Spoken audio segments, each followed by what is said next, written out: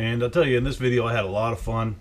This last week got in touch with another Super Coupe owner who was having a lot of problems. She drove it, it ran just fine, parked it, put it away, got it back out, tried to start it, cranks, no start, had no fuel, and basically no lights on the cluster, some rather odd symptoms.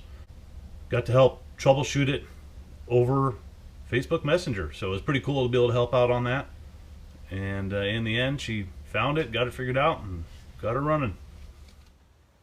So first and foremost, did you throw all the parts at it that you could? Just a couple. Okay, good, because that's what I would have done. That's what everybody does. Okay, so now let's do some troubleshooting. Dude, look at this. Look how long we kept going. Does it have this? Does it have that? Oh, no, wait, let's spark up, maybe. Oh, we got some diagrams. We got diagrams. That's how you know when it's getting serious. Oh, I gotta Google. SCCOA, look at that. Back in 08, SCCOA to the rescue. Oh, maybe it's air conditioning. Oh, man, oh, no. Wait, VREF. Uh-oh, we have VREF. Oh, man, look at this. Dude, this was an event.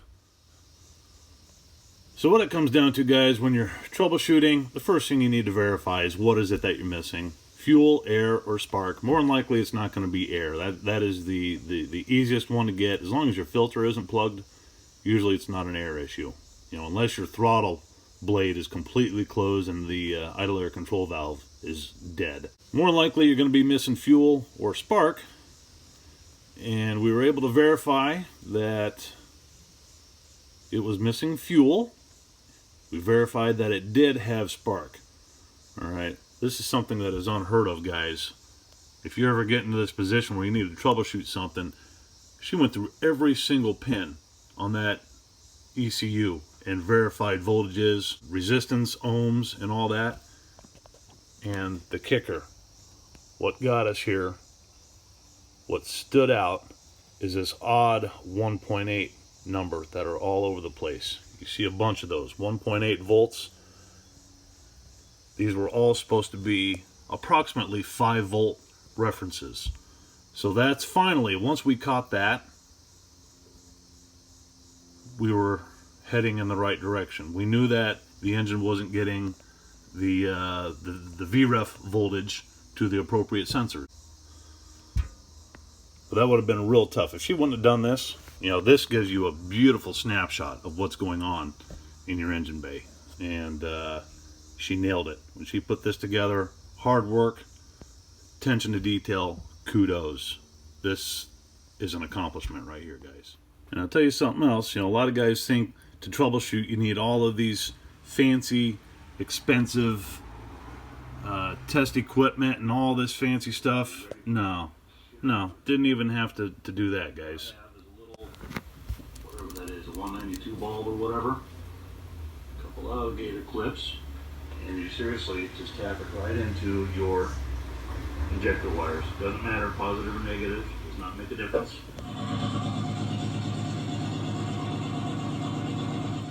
So that's how you can test injector pulse. Super easy, 2 cents worth of equipment. Long story short, again, I could go through and spend a couple hours reading all of these, but there was a bolt that worked its way out and apparently pinched and shorted one of the VREF wires. I believe it was going to the TPS, and that didn't just wipe out the TPS, that wiped out all of the 5 volt VREF circuits, and which also, as a result, the byproduct of that being shorted is that it wouldn't allow the fuel pump to kick on. So it was a 5-cent fix. It only just took about a week to find it, but nice job, Molly. Nice job. You got the right stuff.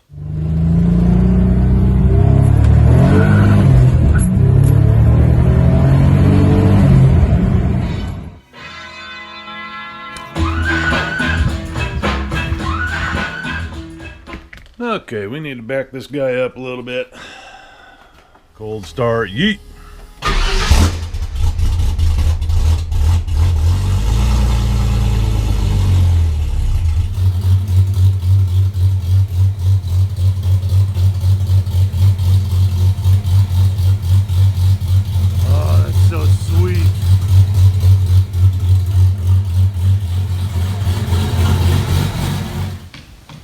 Well, I was just going to do some regular maintenance today. Take the thing for a little spin, just cruise around, changing the oil. Of course, you know, every time, girl, why do you do this, you know? I mean, maybe it's me, but that hose isn't even that old. Remember, earlier, it was this splice right here that was leaking. I cranked it down, and now look at all that. The webbing let go. It's all blowed up. So I'll finish the oil change, and it was on my to-do list anyway to replace this with a hard line. So I got some aluminum tubing ready to go. We'll get that squared away. You a growing boy. A growing boy. A growing boy. Name that HBO series in the comments and I'll send you an empty VR1 bottle. A growing boy. And by the way, yes, that is a ketchup bottle. My most favoriteest funnel by far. The threads on this thing fit perfectly into the valve cap, or the oil fill cap. Love these things. And I'm going to look into some suspension here. I think it's my strut rod to control arm bushing. These are new, well, relatively new. I did them over the winter. It now has a slight pull when you mash on the brakes. So it just feels like, you know, you mash on the brakes, it pulls, you let off, it goes back straight. So I think I have one of these moving just a little bit. I already put a pry bar on these guys. Those are nice. So those are new as well. So I think it's going to be out here. I thought I read in the forums about somebody having to shave down the bushing that goes in there to tighten those up a little bit. So I'm going to do that. Little stuff. All right. Well, like anything else, it starts out in one direction and ends up in a completely different direction. What I had was the water outlet here where your coolant temperature sensor is. You have the water outlet that comes out. Usually that runs back this way and goes to the heater core, and then it comes out of the heater core and goes back behind the engine, back up here, and it goes down to the oil cooler. All right, that's the basics of the factory setup. And the problem is I deleted all my heater core and ended up just doing a hose, a 3/4 hose from here all the way down, and I went down underneath the engine, up in front, and to the oil cooler. And that hose kept chafing, and plus the cheaper products nowadays, that hose, I'd replaced it twice now. The products just aren't holding up like they used to. I think the manufacturers have gotten real cheap. So I set out to make a hard line to replace that hose, and it just didn't work. I had 3/4 aluminum tubing, and trying to bend it kept kinking on me, and I know part of it is because I didn't have the right tools, and it just really kicked my butt, and it was going to be a hard time. I had to buy another tool, another bender to get the tight tolerances that we needed. So I started Googling, do I need an oil cooler? And there are mixed opinions on that. I don't know how much of it is based on fact, but I deleted the oil cooler. I have a hard line coming out of the ECT sensor area, coming down, one little short section of hose right in there. Here's the hard line right here. So it just comes down, goes under the accessory bracket, and comes right back up to the water pump outlet, right there, or inlet, whichever one that is. So again, it's kind of hard to illustrate what's going on, but that's how I made it work. So we're going to go drive it and see if our oil pressure drops off. I'm going to actually try and do a cruise night with it. So about an hour and a half drive and all that, and we'll see. I'm mostly concerned about the transmission temp. Drove it over to Council Bluffs from Omaha, and the transmission hit about 190, so that was after a sustained drive on the interstate. That's good. A little higher than what I wanted to see, but it's good. So see how this goes. Hopefully get some good footage for you. All right, here we go. We got a nice little crowd.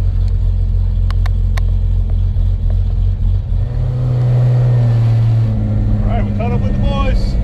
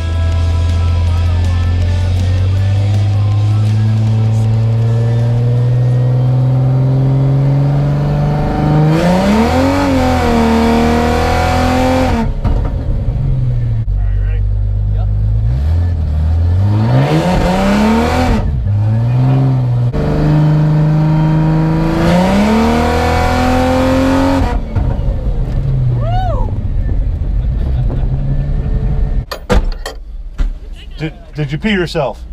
I think he did. Did he? He screamed a little bit.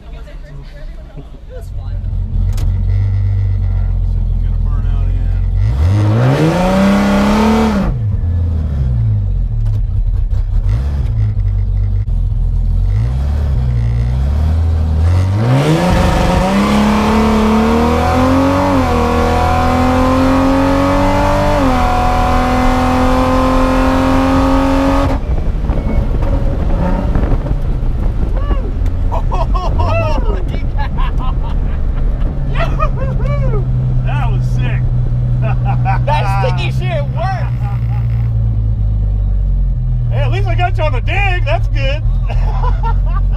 You pretty much stayed with the whole time though, didn't you? Were we even pretty much the whole time though? Okay. That was sick, dude. Oh shit, car. Shit. Shit. God damn it, guys. Thanks for riding along, dude. Yeah, thanks for letting me. It would have been sad if we got killed when we were like parked at the other end. Yeah, dude, my wife would be so mad. Dregs of the Western world, the steroid boys and video girls. We are the viral internet stars, and the anchor man can't stop lying.